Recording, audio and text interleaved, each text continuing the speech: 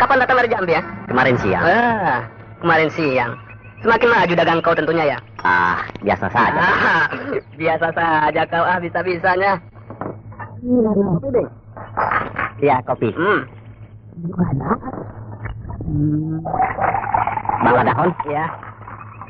Apa ada mampir ke warung abang seorang asing? Orang asing?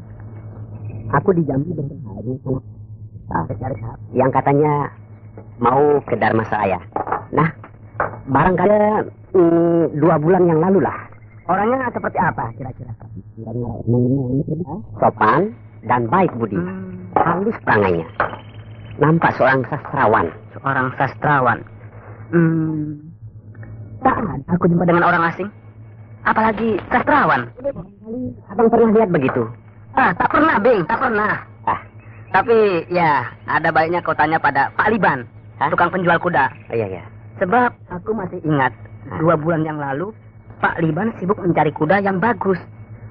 Katanya ada yang beli. Nah, mungkin saja si orang asing itu yang mau membeli kudanya Pak Liban itu. Terima kasih, Bang. Segera menjumpai Pak Liban. Tergopoh-gopoh kali kau, Bing. Nantilah, kopi dulu sambil kita omong-omong lah. Nantilah, setelah urusan awak selesai. Alah. Awak bakal balik ke sini. Iyalah kalau begitu.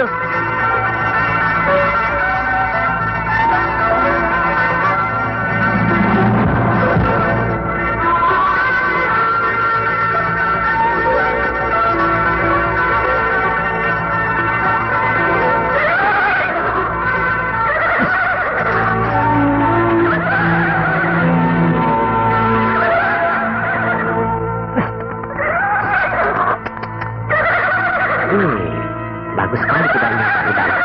Obi, kapan datang kau? Kemarin siang, Pak. Makin maju saja kau ini. Biasa sajalah. Masih agak liar rupanya. Iya, Bing. Si Umol keponakanku di kampung Jen yang kirim kuda ini. Lumayan lah buat kuda tunggang. Cocoklah untuk kuda ini. Iya, Bing. Pernah ada orang asing yang mau beli kuda ini pada Bapak? Banyak, Bing. Tapi ya tak jauh. Paling-paling orang Jambi, orang Pagaruyung. Paling jauh orang Kukang. Tidak pernah orang dari seberang misalnya? Tak ada, Bing. Emangnya kau punya pembeli dari seberang? Begini, dulu 2 bulan yang lalu, saya berkenalan dengan seorang pemuda yang baru datang dari Pulau Dewapa. Namanya Brahma. Dia katanya mau ke sini, ke Dharma Seraya. Siapa namanya, Bing? Brahma. Aku ingat sekarang. Bagaimana, Pak? Memang benar. 2 bulan yang lalu, seorang pemuda bernama Brahma beli kuda kepadaku. Sebab dia mau ke Pagaruyung. Apa? Mau pergi ke Pagaruyung? Iya. Jadi benar bahwa pada Pak Liban dan beli kuda. Kalau memang Brahma yang itu, ya pasti dia. Tapi cobalah, katakan ciri-cirinya. Begini. Pemuda yang bersih, wajahnya elok, halus tutur katanya, manis budi bahasanya, nampak sebagai seorang sastrawan. Tak pelak lagi. Benar dia, Bing. Benarlah dia orangnya. Kalau begitu, dia tidak ada di sini. Artinya sudah pergi ke kerajaan Pagaruyung. Benar, Bing. Apa katanya, Pak? Di Pagaruyung hendak menemui siapa dia? Katanya cuma hendak menemui sanak kadang.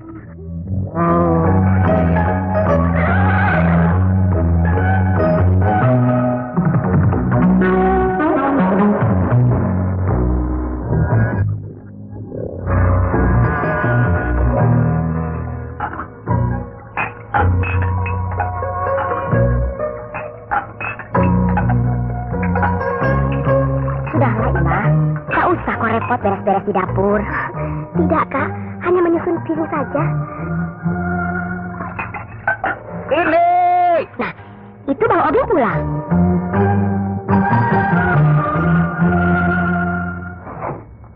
Kabar gembira. Gimana? Apakah itu, Bang? Aku berhasil mendapatkan keterangan tentang Brahma. Benarkah? Di mana dia, Bang? Sayang, Ima. Sayang? Brahma sudah pergi ke Pagaruyung. Kapan perginya, Bang? Sudah lama? Ya, sudah 2 bulan yang lalu katanya. Waduh, lama sekali. Tapi benar bukan bahwa Brahma pernah datang ke sini, Bang? Benar. Dan membeli kuda pada Pak Liban. Kuda yang besar dan kuat. Sebab akan dipakai untuk menempuh perjalanan yang jauh. Kalau begitu saya segera ke Pagaruyung, Bang. Ima. Sabar. Pagaruyung itu jauh. Tidak apa, Kak. Saya berani menempuh perjalanan yang jauh. Bukan begitu. Tapi tak elok nak Dara mengejar bujang. Aku sangat mencintai Brahma, Kak. Aku mengerti. Sebab aku juga pernah merasakannya. Cinta itu memang buta. Meskipun di depan kita lautan api, maunya main terjang saja. Tapi lebih baik berpikirlah yang agak tenang. Kau anak Dara nan cantik.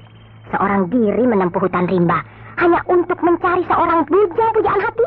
Oh, janganlah kau sia-siakan. Oh, aku tak akan bisa hidup tanpa dia, Kak. Dialah laki-laki yang aku dambakan. Lebih baik aku tak hidup bila tak bersanding dengan Brahma. Jangan berkata begitu. Tak elok. Benar, Fatimah. Lebih baik tunggulah di sini. Sebab pasti Brahma akan kembali lagi ke sini. Aku rindu sekali, Bang. Antarkan aku ke Pak Liban, Bang. Aku akan beli kuda. Fatimah, sabarlah. Tahanlah gelora di hatimu. Tidak, Kak. Sekarang juga saya akan ke Pagaruyung. Bang, cobalah tanya-tanya. Apakah ada gerobak pedati yang ke Pagaruyung? Datanglah pada Pak Rinting. Dia pedagang keliling yang sering pergi ke Pagaruyung. Iya, benar. Lebih baik kau menumpang gerobak pedati pedagang yang pergi ke Pagaruyung. Sebab dengan begitu keselamatanmu akan lebih terjamin, Fatimah. Terserah abang lah. Pokoknya saya bisa ke Pagaruyung, Bang. Ya, tunggulah di sini, Fatimah. Jangan kemana-mana. Aku akan menemui Pak Rinting. Iya, Bang.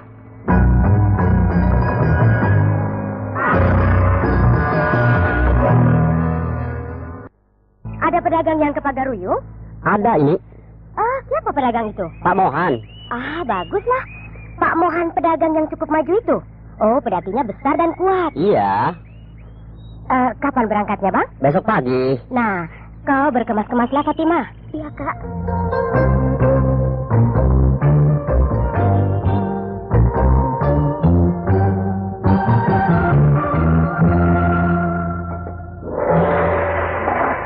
Uangmu banyak sekali, Fatimah. Hati-hati. Perhiasan dan pakaiannya juga banyak sekali. Uang dan perhiasan, emas-emas dan berlian dibuntel jadi satu, ya? Tak usah dipakai, sebab berbahaya. Iya, Kak. Ambil uang sekedarnya saja untuk bekal di jalan. Juga berpakaian sederhana saja, supaya orang jahat tidak curiga. Ya, baik, Kak.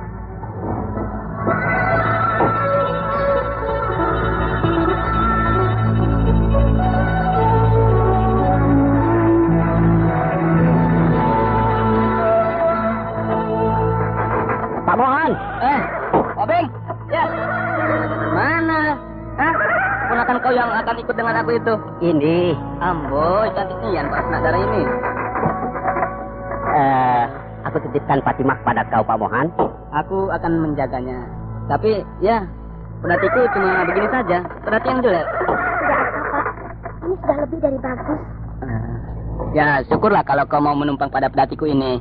Ya, Pak Mohan. Iya. Tolong jaga keselamatannya seperti kau menjaga keselamatan barang-barang daganganmu.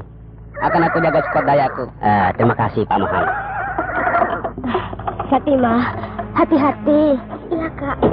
Kalau di Pagaruyung tak betah, kembalilah ke sini, ya, ke rumahku. Terima kasih atas kebaikan Kakak. Nah, sudah beres.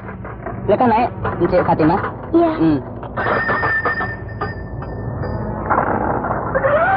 Ya, kita berangkat. Selamat tinggal, Bang Obing. Ini, selamat jalan, Fatimah. Selamat jalan, Fatimah.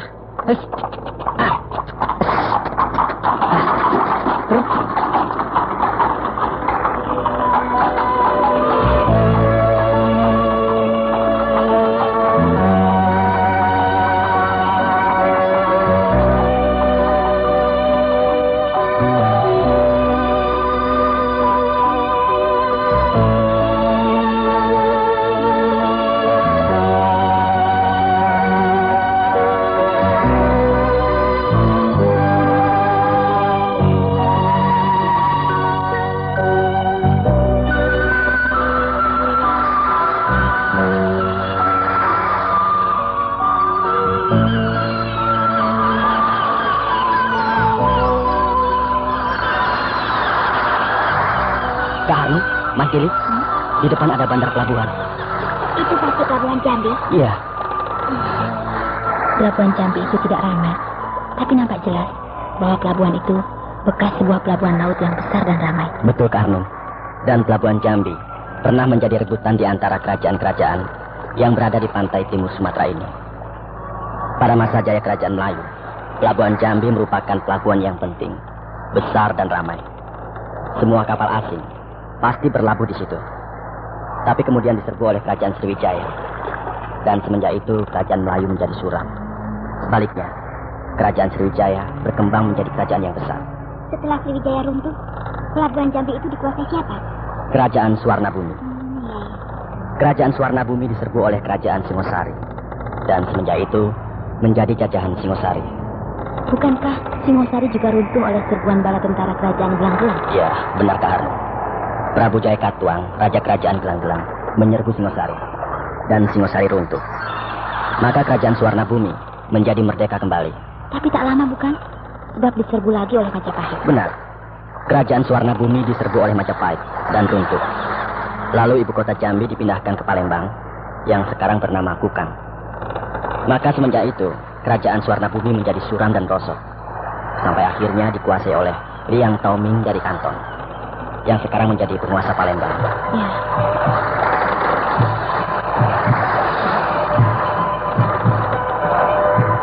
Kita di Jambi tidak usah bermalam. Langsung saja menuju ke Dharmasiraya, terus ke Pagaruyung. Tidak usah tergesa-gesa Mantili. Lebih baik mencari keterangan dulu tentang Kakang Brahma. Sebab siapa tahu Kakang Brahma sudah pulang dari Pagaruyung dan sekarang berada di Jambi. Iya, baiklah.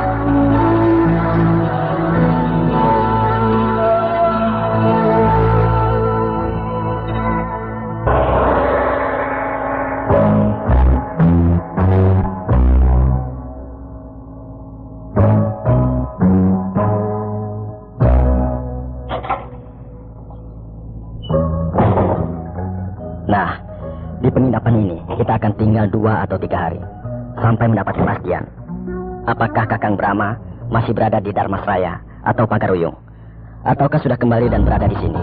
Ya. Kak Harnum dan Mantili di kamar ini. Saya kamar yang satu itu di sebelah. Gotawa, Ya. biarlah aku sendirian. Kau harus satu kamar dengan Rai Mantili. Kak Harnum ini bergurau. Biarlah Kakang Patih Kutawa yang sendirian. Kita berdua satu kamar. Bagaimanapun juga, kalian berdua masih pengantin baru. Masa tidur pisah-pisah kamar? Kak Harnum ini, kami kan bukan sedang berbulan madu, tapi sedang berjuang mencari Kakang Brahma. Kan tidak ada salahnya berjuang sambil berbulan madu. Kami tidak akan membiarkan Kak Harnum termenung seorang diri. Ya, mengenangkan Kakang Brahma. Jadi harus ditemani oleh Mantili. Ya, baiklah. Tapi kalau kalian mau berkumpul, nanti malam Mantili boleh merayap ke kamar Gotawa. Nah, seperti biasanya, kita akan berpencar, masing-masing mengambil jalan sendiri-sendiri, mencari keterangan tentang Kakang Brahma. Dan pada waktu menjelang senja, kita kembali berkumpul di sini. Ya.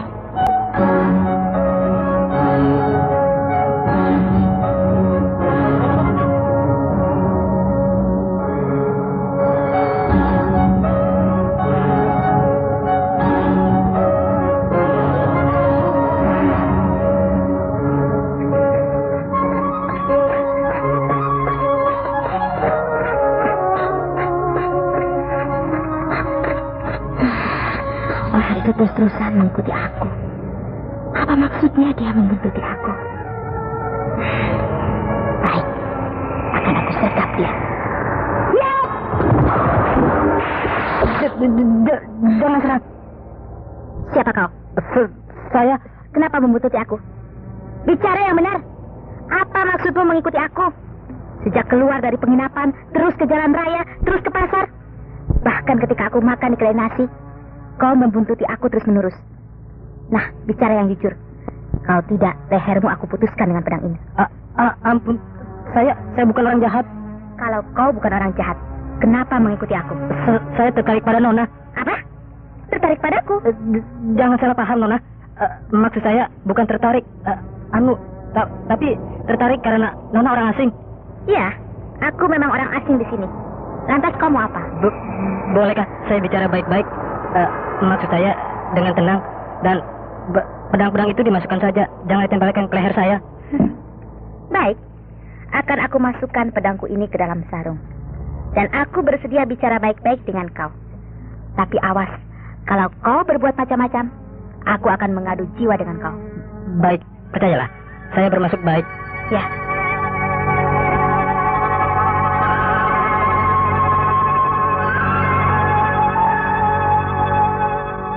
Nah, bicaralah. Maaf, saya mohon Nona menjawab pertanyaan saya. Untung kau orang tua. Kalau kau masih muda, aku banting atau aku patahkan kedua tanganmu. Sebab aku tidak sudi memberi hati kepada orang yang mengikuti aku secara gelap. Tapi aku lihat kau seorang tua yang jujur. Baiklah, aku mau menjawab pertanyaanmu. Oh, Nona sangat galak dan nampak seorang yang kejam. Pasti Nona dari golongan pendekar. Jangan banyak mulut. Lekas bicara. Apa pertanyaan kau? Nona orang seberang? Ya, aku orang Madangkara. Madangkara? Nama apa itu? Kerajaan Madangkara. Di Pulau Dwipa? Ya. Di wilayah Majapahit? Majapahit di wilayah Wetan. Madangkara di Kulon. Oh, lalu apa maksud Nona datang di Jambi ini? Itu urusanku. Kau tidak boleh tahu. Nona, percayalah, saya bukan orang jahat. Saya hanya seorang tukang juru masak. Apa urusanmu sebagai juru masak mencegat aku? Karena saya yakin Nona sedang mencari sesuatu. Katakanlah, sedang melacak jejak seseorang. Nah, saya sebagai penduduk asli di sini menawarkan jasa kalau saya bisa membantu Nona. Baiklah, meskipun seandainya kau orang jahat yang berpura-pura baik, aku akan berterus terang kepada kau. Sebab aku tidak takut. Sekalipun kau nanti mau menjebak aku, akan aku hadapi. Aku orang Madangkara tidak akan mundur. Meskipun di hadapanku berdiri berpuluh-puluh orang bersenjata lengkap. Nah, dengarkan orang tua. Aku datang ke sini mencari suamiku. Hah? Mencari suami? Ya. Siapakah suami Nona? Brahma. Oh, Tuhan. Engkau maha besar. Dugaanku ternyata benar. Kau bicara apa orang tua? Saya juga mencari Brahma. Apa? Kau mencari Brahma? Iya. Kalau Nona percaya, saya dan Brahma pernah bergaul selama 1 bulan. Oh, benarkah?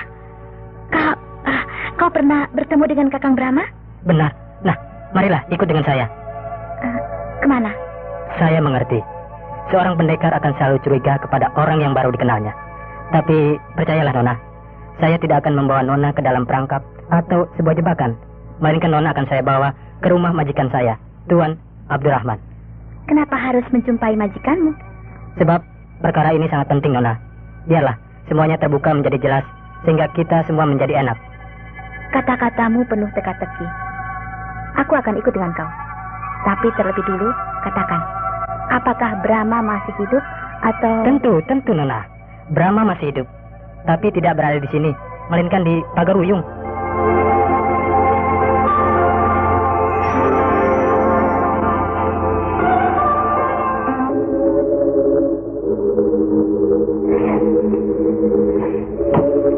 Bagaimana ini Kutawa? Sudah larut malam.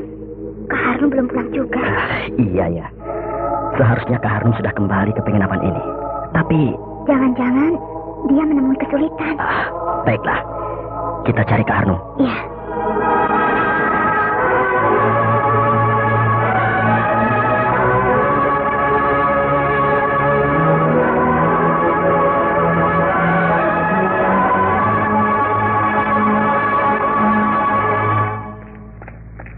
Mantili. Tadi Kak Harnum berjalan ke arah mana? Aku dan Kak Harnum berpisah di sana, di perempatan jalan. Aku belok ke kanan, Kak Harnum ke kiri. Ya. Kalau begitu, mari kita telusuri ke arah kiri. Baik.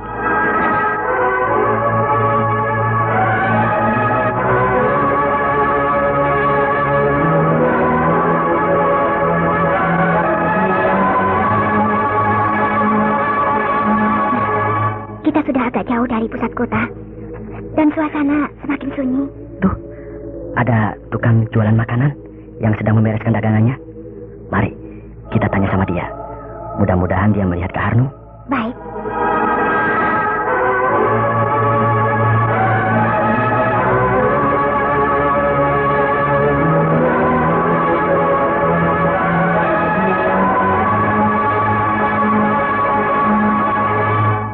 Selamat malam, Pak.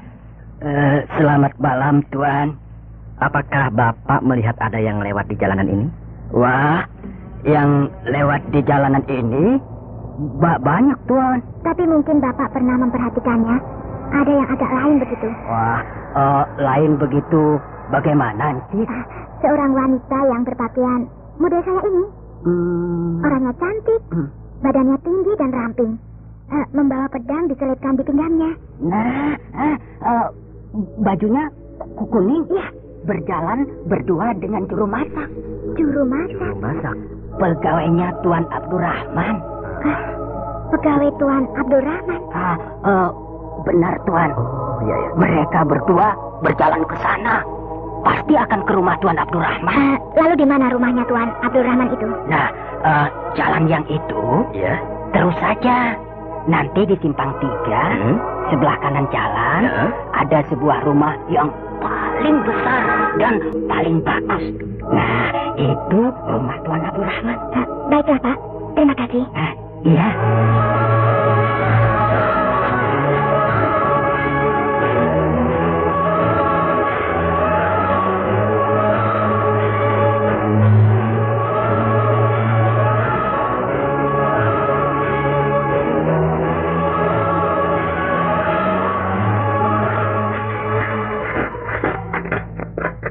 Itu dia rumahnya. Di antara semua rumah yang ada di sini, rumah itu yang paling besar dan paling bagus. Pasti itu rumah Tuan Abdurrahman. Mantili, kita harus menyusup. Menyusup? Iya. Kita belum tahu siapa Tuan Abdurrahman itu. Melihat rumahnya yang besar dan mentereng, hampir mirip dengan istana. Pastilah dia seorang yang kaya raya. Bahkan mungkin seorang tokoh yang penting. Untuk itu, kita jangan gegabah. Sebab siapa tahu Kak Harnum ditawan oleh anak buah Tuan Abdurrahman itu. Iya, benar. Ayo, kita berputar. Mencari celah-celah yang dapat kita lalui dengan aman. Baik.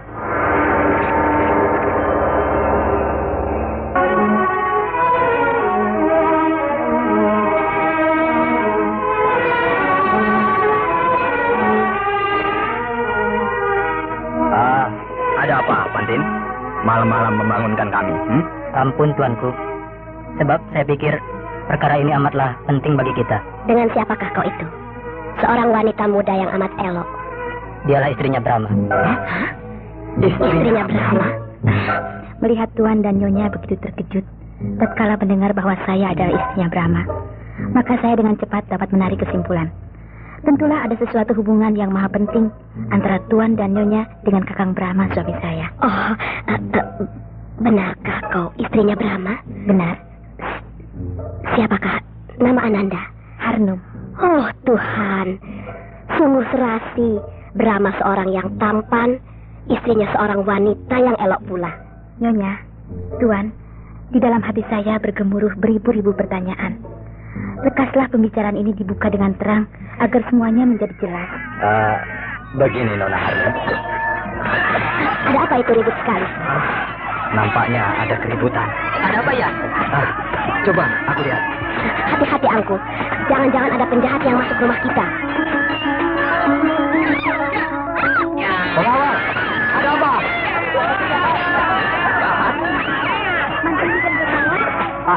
Nona kenal dengan mereka.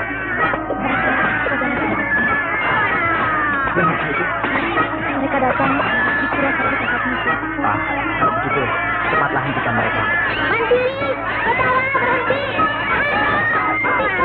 Aku tidak apa-apa. Para pengawal, berhenti. Mereka adalah tamu-tamu kita. Kau tidak apa-apa? Tidak, Mantili. Selamat malam, Nona dan Tuan. Pasti Bapak Tuan Abdurrahman. Iya, benar. Kenapa Kak Harnum ditawan? Tidak, sama sekali bukan ditawan, Nona. Lalu kenapa kakak saya ada di sini? Begini, Nona. Benar, Mantili. Aku tidak ditawan, tapi diundang. Diundang? Iya. Marilah kita berbicara di dalam agar lebih leluasa dan penuh keakraban. Baik, tapi jangan coba-coba menjebak kami. Meskipun kami berada di dalam kungkungan rumah Anda dan dikurung oleh belasan pengawal, kami tidak takut. Akan kami obrak-abrik rumah ini. Nona yang gagah. Percayalah, kami bermaksud baik terhadap Nona dan Tuan. Baiklah, aku terima undanganmu.